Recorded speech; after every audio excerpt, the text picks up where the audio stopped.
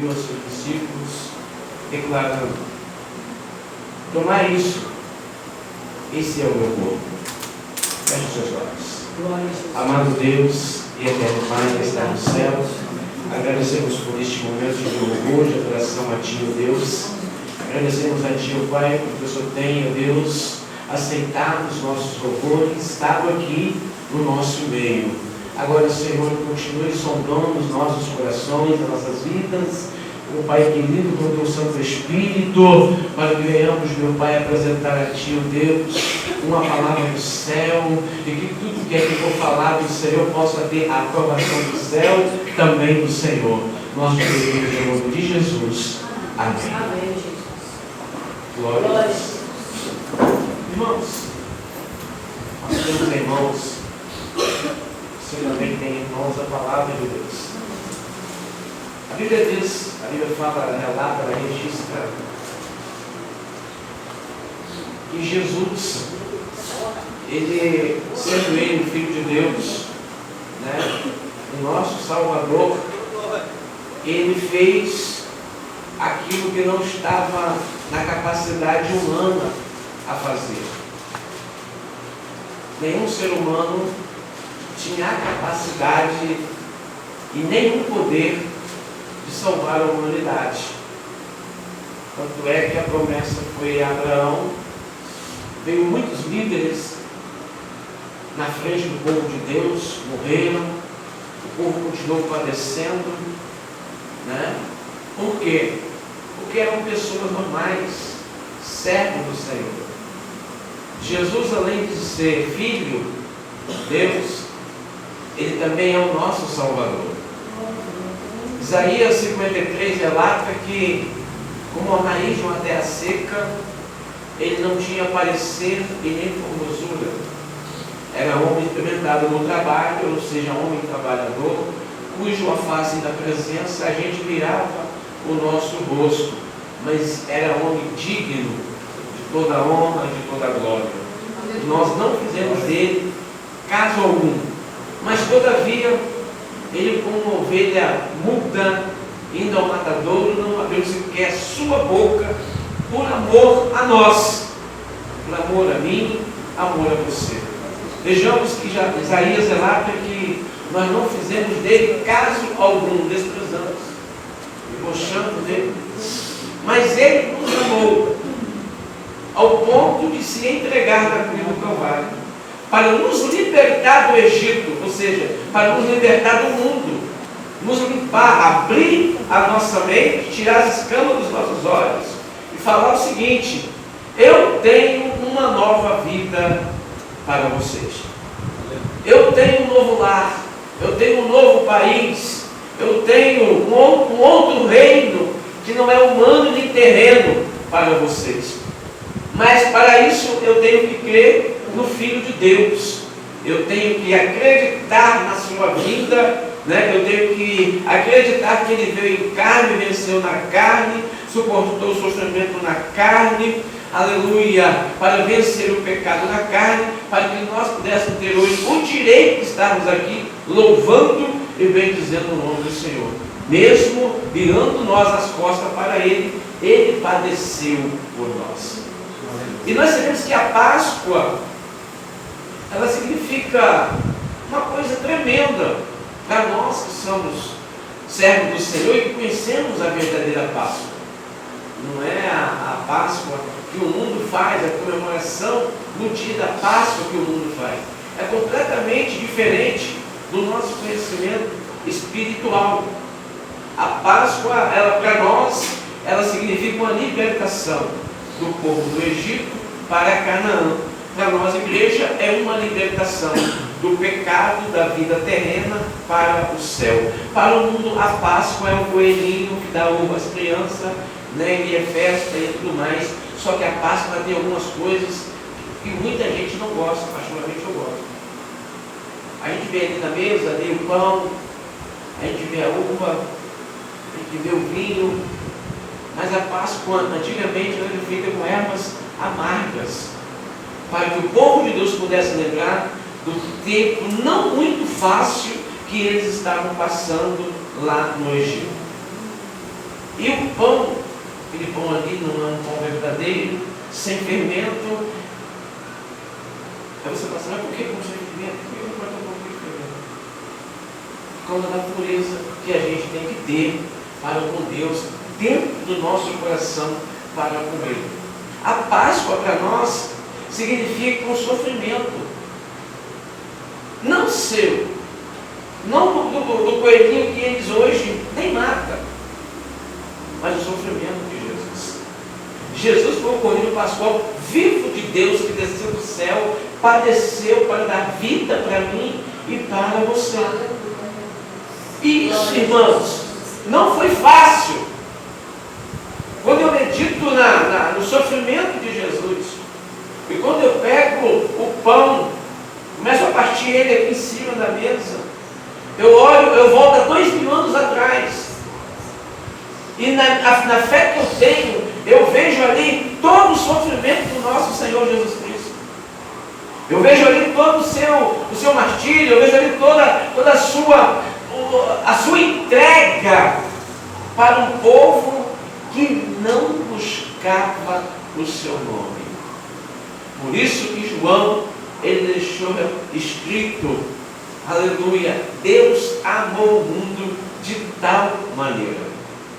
Esse tal maneira, ao ponto de entregar o seu filho, o seu único filho, em favor da minha vida, em favor da sua vida. E no primeiro dia da semana, o texto diz, lá no versículo 20 de 14 de Marcos, ele reúne os seus discípulos. Se é no primeiro dia da semana, era um dia como o de hoje, era um domingo.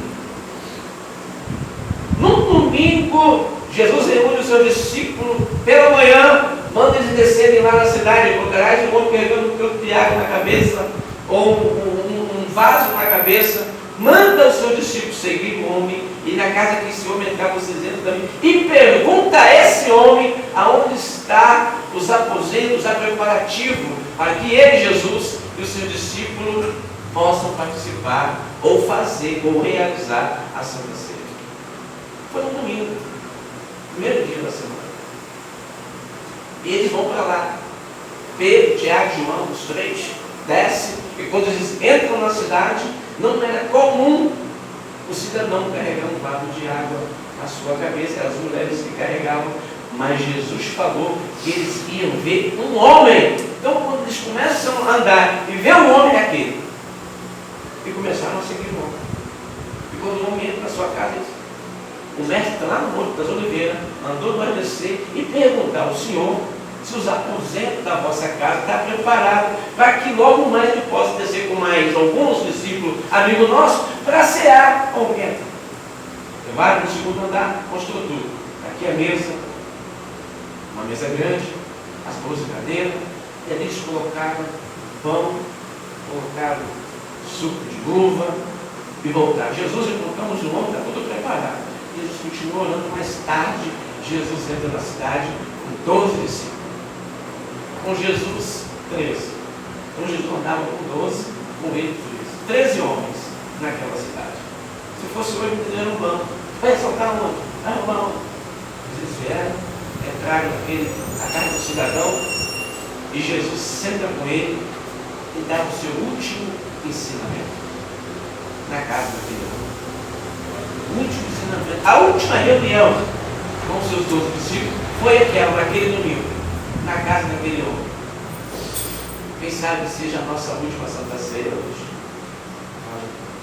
Quem sabe que a de março vai ser o céu. Porque eu estou esperando Jesus, irmãos, a qualquer hora, a qualquer momento, eu estou esperando. Glória a Deus. Eu não estou mais esperando Jesus por daqui a um mês, daqui a uma semana, daqui a 15 dias ou amanhã. Eu espero Jesus hoje. Porque enquanto o poderio não virar para meia-noite, para dar para a segunda, ainda é domingo. Então eu espero Jesus hoje. E comigo, como está a nossa vida a esperar Jesus? Ah, Jesus não vai vir agora não, porque eu ainda era pequenininho. Lembro-me quando a minha mãe falava que ele vai voltar. E ele não voltou até hoje. Não leva muita fé não, queridos. Ele vai voltar. Você levando fé ou não, Jesus vai voltar. Eu creio, Jesus, aleluia. Não tem como negar. Não tem como esconder. Não tem como não acreditar. Porque Ele, se Ele falou, Ele vai cumprir com a sua palavra. Glória a Deus. Aleluia. A última Santa Ceia, Jesus na cabeceira da ceia, seus 12 discípulos, 6 de um lado, 6 do outro, Ele pega um pão. Isso eu falo com toda certeza, tá? Você pode falar assim, o senhor não estava, eu falo com toda certeza. Não estava igual a esse. Estava mais fino. Por que digo isso? Porque o exame preparativo na casa, por causa do fogo. Fizeram lá no Monte das Oliveiras. A massa era diferente. O produto era diferente. Mas era um pão que estava representando o corpo de Jesus. E ele pega um pão, parte em pequenos pedaços e dá aos seus discípulos. E a recomendação, quando ele faz isso, é muito simples. Tomai e comei. Esse é o meu corpo que será partido entre vós. Glória a Jesus. Mas Jesus não deu um pedaço do seu dedo, nem um pedaço do seu corpo, mas o pão trazia essa lembrança. Estava significando o corpo de Jesus, que alguns dias depois, na sexta-feira da mesma semana que estava começando, ele ia ser rasgado literalmente naquela cruz. Quando eu falo rasgado literalmente, porque ele apanhou muito. Quando eu falo rasgado literalmente, para que você entenda que ele apanhou 40 chibatadas menos uma no seu corpo com 4 homens, numa ponta de chicote, que tinha uma ponta, mas na ponta dele tinha 3 cordões. Quando eu falo que ele foi rasgado, é porque Jesus foi todo cortado, literalmente mesmo. A Bíblia fala isso. Os seus olhos quase saíram para fora. Ele ficou quase cego, de tanto apanhar. E no caminho de Jerusalém para o Gólgota, porque o Gólgota ficava afastado, Jesus não foi executado em Jerusalém, foi fora de Jerusalém. Dá-se o nome da via até hoje, via dolorosa. Por quê? Via dolorosa. Porque foi naquela via dolorosa que o meu e o teu Jesus passou por ela, sofrendo. Segundo a história, de Jerusalém até no Gólgota, 12 quilômetros. Quase do tamanho da ponte Rio-Niterói, que tem 3 quilômetros a menos. Imagina agora o camarada apanhar a noite toda, tem que carregar uma cruz que não é dele, todo machucado, todo dolorido, com fome, numa distância dessa. Por isso que ele caiu. Por isso que alguém teve que ajudar ele. Jesus não estava aguentando o peso daquela cruz por 2 motivos.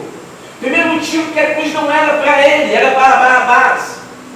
E o segundo motivo era que naquela cruz, o peso dela em si não era simplesmente o peso da madeira, era o peso do meu e do teu pecado que ele estava carregando naquela cruz. Imagine você, só nós aqui, quantos pecados tem? Imagine todo o pecado da humanidade em cima dele, naquela cruz. Mas como uma ovelha muda, ele não abriu a sua boca. Ele foi para a morte sem falar, ao menos, Pai, afasta de mim, porque o presbítero Márcio falou, naturalmente, quando ele estava orando, ele já tinha orado a esse sentido. Pai, afasta de mim esse cálice, afasta de mim esse momento, afasta de mim essa agonia, mas não sendo possível, seja feita a tua vontade. Antes de Jesus descer, irmãos, e cear, e ir para o Gólgota, a Bíblia diz que ele chorou gotas de sangue. O seu suor também se transformou em grandes gotas de sangue. A agonia de Jesus. A agonia de Jesus na cruz. A morte dá pavor. Jesus não teve medo da morte. Porque já tinha vencido a morte por várias vezes. Ele estava com o pavor do que o seu corpo humano ia passar. O pavor de Jesus não era ter medo da morte, porque já tinha vencido a morte algumas vezes. A morte.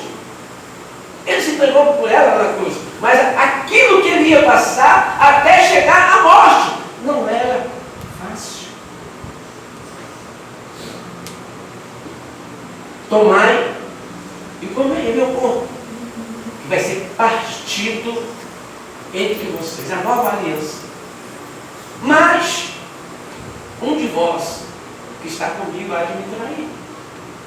E ele realmente já estava no coração dele de trair Jesus. E traiu.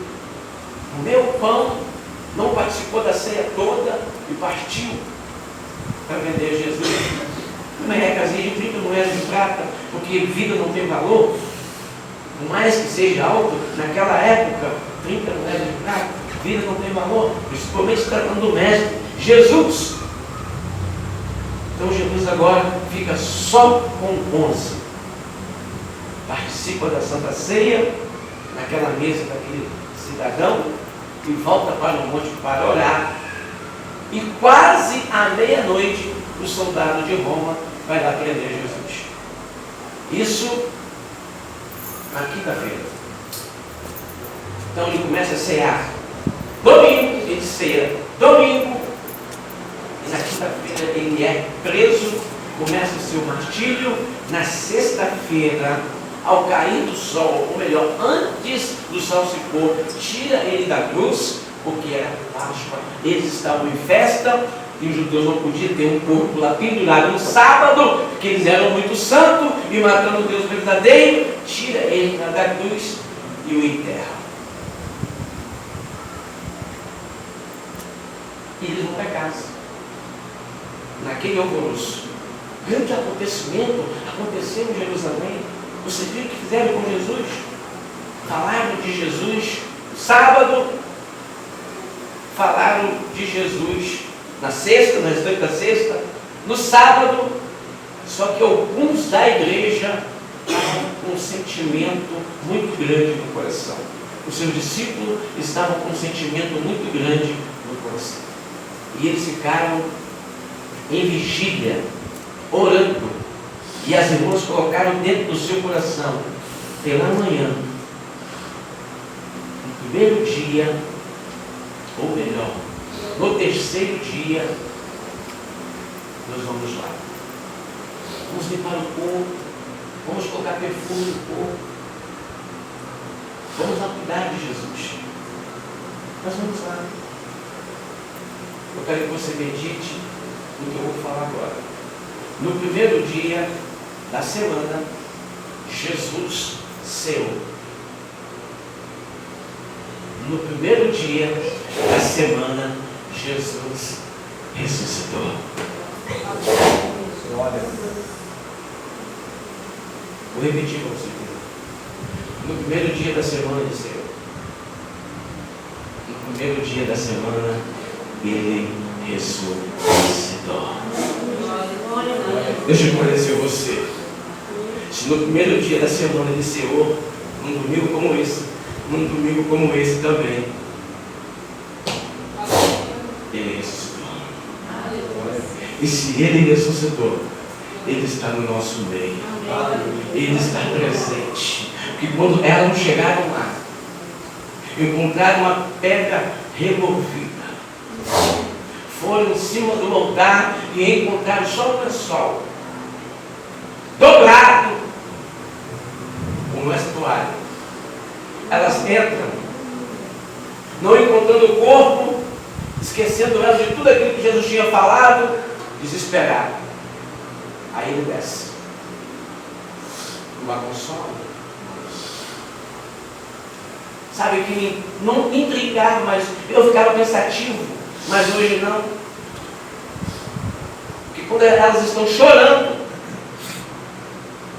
sabe qual é a palavra de consolo que ela recebe naquela madrugada? Ainda de domingo, por que vocês procuram aqui o vivo entre os mortos? Ele não está mais aqui. Sabe qual foi a grande alegria, irmãos, dos irmãos? Que quando as irmãs foram lá no sepulcro ver e colocar perfume no corpo de Jesus, os irmãos que eram para ir, os discípulos, não foram, ficaram em casa, ficaram dormindo. Estavam preocupados, as irmãs sempre foram mais preocupadas do que os irmãos. Irmãos, eu vou ficar, mas foi assim. E quando elas entram e não encontram, elas voltam correndo para avisar. E sabe quem vai na disparada? Pedro, Tiago e João. Vamos lá, então. Seu corpo não está lá. Quando eles chegam lá, Tiago chega, Pedro é mais novo, ele vai na porta, Pedro entra, que é o mais velho. Realmente não está mais aqui, mas o lençol estava tocado. Para mim, para você, é capricho. Para quem não faz isso, é relaxo. Ou seja, para quem dorme com o lençol, é capricho. Não é caprichoso, não é? É um costume, não é? Sai da cama, lençol, vamos. Mas para o judeu significa uma coisa muito importante. Para os judeus, quando eles fazem isso, eles querem falar alguma coisa para aqueles que vão ver e encontrar isso. O que eles querem falar quando chegam e encontram um lençol dobrado? Para mim, para você é normal. Mas para o judeu, costume, quando eles fazem isso, aquele lençol está dizendo assim: eu vou ali e volto logo. Quando elas encontram o lençol dobrado, Jesus falando para elas: eu vou ali e volto logo. Oh, aleluia! Eu vou ali e volto logo. Aí Jesus desce. Conforta ela, não toque em mim, porque eu ainda não fui no Pai. Vou subir. E a alegria volta novamente.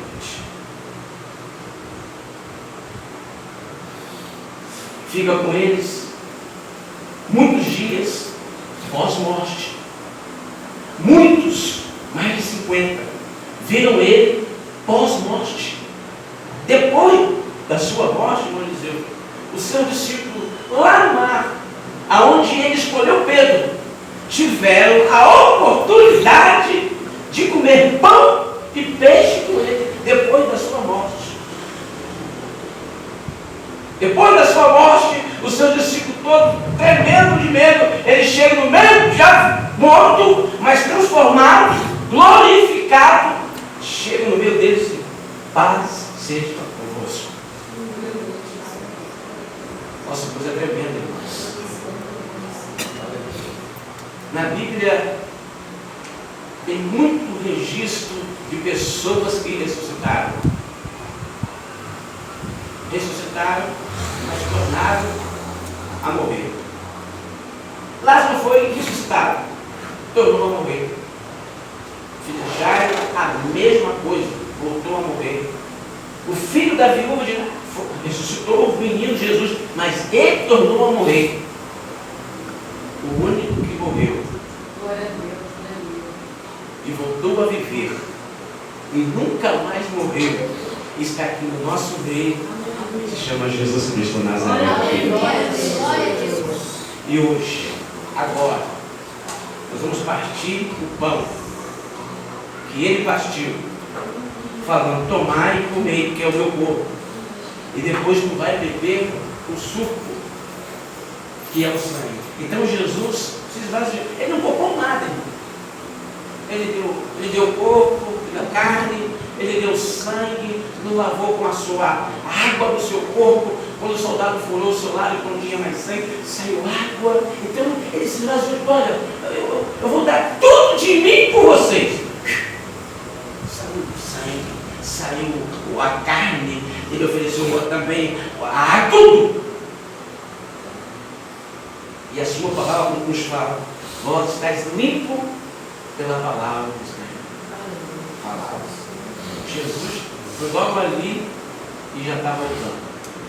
Só que nesse está voltando, já passou-se 2000 anos.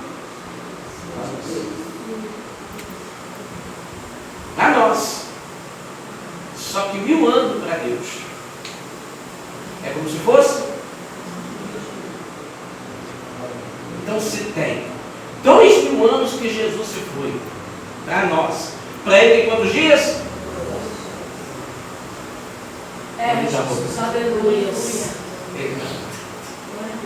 Sabe a gente da conta de Jesus? Para nós tem 2000 anos. Para nós a esperança já está. Mas para Deus é muito pouco tempo. Mas eu te afirmo, ele está com saudade da sua igreja. Ouve a sua cabeça. Eu quero pedir mais Eduardo para cantar um louvor. Enquanto ela canta um louvor, eu quero que você faça uma reflexão da sua vida.